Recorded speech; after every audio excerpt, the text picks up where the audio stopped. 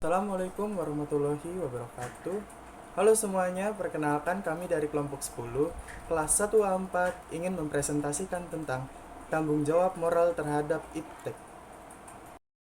Pertama-tama perkenalkan, saya Muhammad Rehan Putra Damopoli.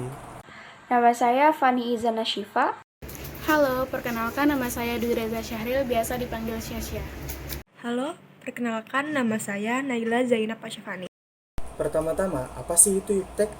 Iptek adalah singkatan dari ilmu, pengetahuan, dan teknologi. Nah, merupakan suatu sumber informasi yang dapat meningkatkan pengetahuan ataupun wawasan seseorang di bidang teknologi.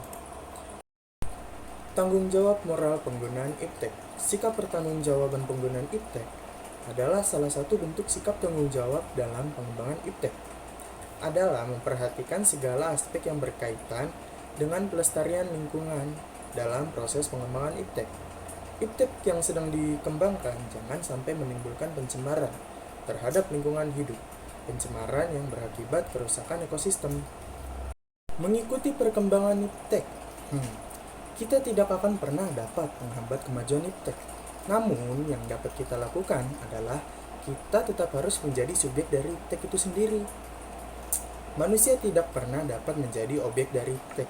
Oleh karena itu, kita harus selalu mengikuti perkembangan iptek, mengendalikannya dan memanfaatkannya untuk kemajuan peradaban kita.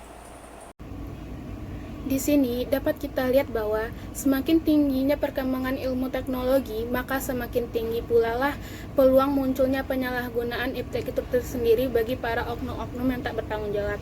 Contoh penyalahgunaan iptek itu adalah seperti penipuan, pembajakan, maupun malpraktik di bidang kedokteran.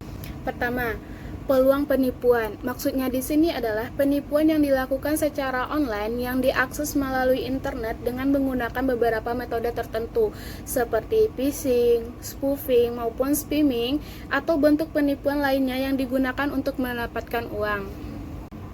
Ada beberapa kasus penipuan secara online. Yang pertama adalah kasus penipuan kartu kredit, kasus penipuan atau pencurian identitas seseorang, dan yang ketiga adalah mengaku sebagai teman untuk mendapatkan uang melalui via WhatsApp atau melalui via SMS.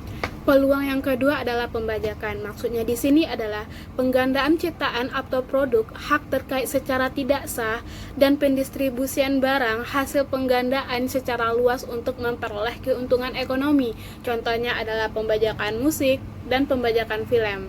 Peluang munculnya penyalahgunaan iptek yang ketiga adalah malpraktek kedokteran. Maksudnya di sini adalah kelalaian atau ketidakhati-hatian seorang dokter dalam pelaksanaan kewajiban profesionalnya. Adapun beberapa contoh kasus malpraktek kedokteran di sini yaitu sebagai berikut. Yang pertama, kasus malpraktek bidan tentang KB, yang kedua dokter gadungan, yang ketiga adalah klinik ilegal. Sisi positif adanya iptek.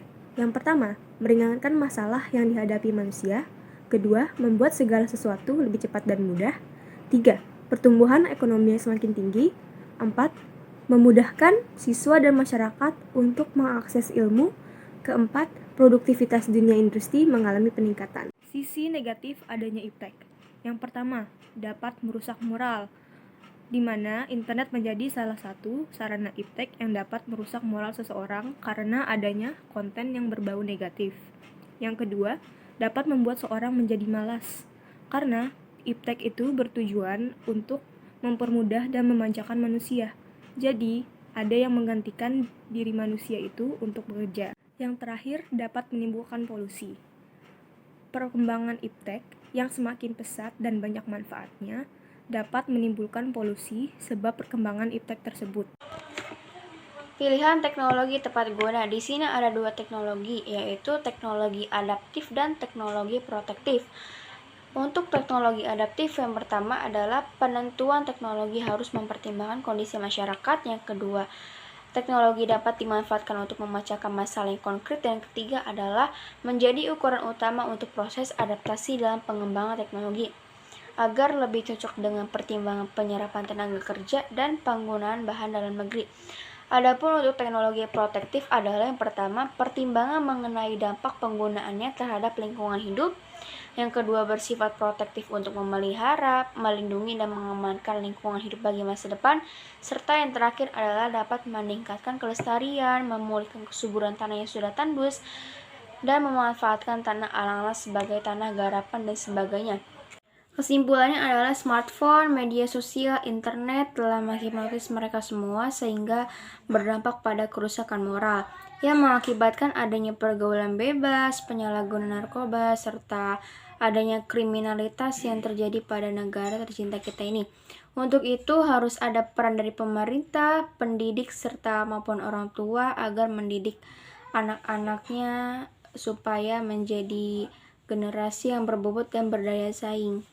Sekian dari kelompok kami. Wassalamualaikum warahmatullahi wabarakatuh.